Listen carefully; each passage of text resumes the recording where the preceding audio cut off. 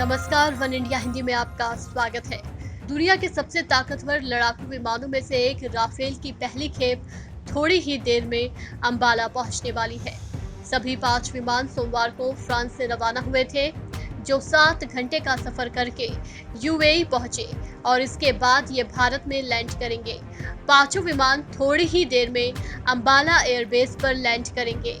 वहीं विमानों की लैंडिंग से पहले अंबाला एयरफोर्स स्टेशन के आसपास सुरक्षा के कड़े इंतजाम किए गए हैं। इलाके में धारा 144 लगा दी गई है। साथ ही फोटोग्राफी और वीडियोग्राफी पर भी बैन है। इतना ही नहीं, अंबाला एयरबेस के 3 किलोमीटर के दायरे को नो ड्रोन जोन घोषित कर दिया गया है। यानी कि एयरबेस के 3 किलोमीटर के दायरे में ड्रोन या किसी तरह की उड़ान पर पूरी तरह पाबंदी रहेगी। राफेल के स्वागत के लिए वायुसेना अड्डे को रंग बिरंगे झंडों से सजाया गया है। कहा जा रहा है कि विमानों के एयरबेस पर लैंड करने के बाद उन पर पानी की बौछारें की जाएंगी और वायुसेना की धुन भी बजाई जाएगी। प्रशासन ने आसपास के इलाके में पक्षियों को दाना डालने और कूड़ा डंप करने पर भी रोक लगा दी है।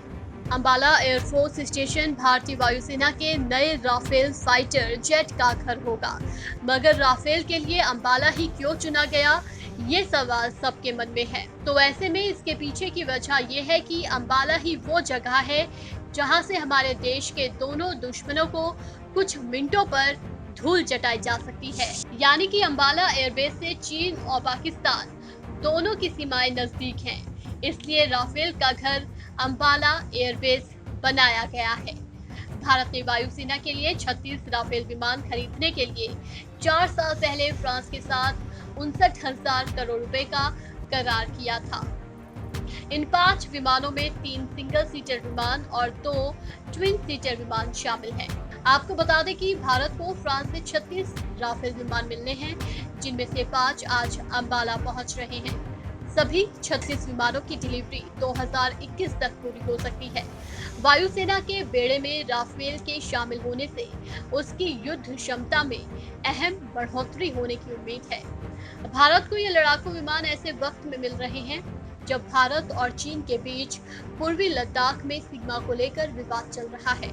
एक आधिकारिक बयान में कहा गया है कि 10 विमानों की आपूर्ति समय पर पूरी हो गई है और इनमें से 5 विमान ट्रेनिंग मिशन के लिए फ्रांस में ही रुकेंगे। बयान में कहा गया है कि सभी 36 विमानों की आपूर्ति 2021 के आखिर तक पूरी हो जाएगी। वायुसेना को पहला राफेल विमान पिछले साल रक्षा मंत्री राजनाथ सिंह की फ्रांस यात्रा के दौरान सौंपा गया था। इस खबर में फिलहाल इतना ही। तमाम अपडेट्स के लिए बने रहिए वन इंडिया के साथ।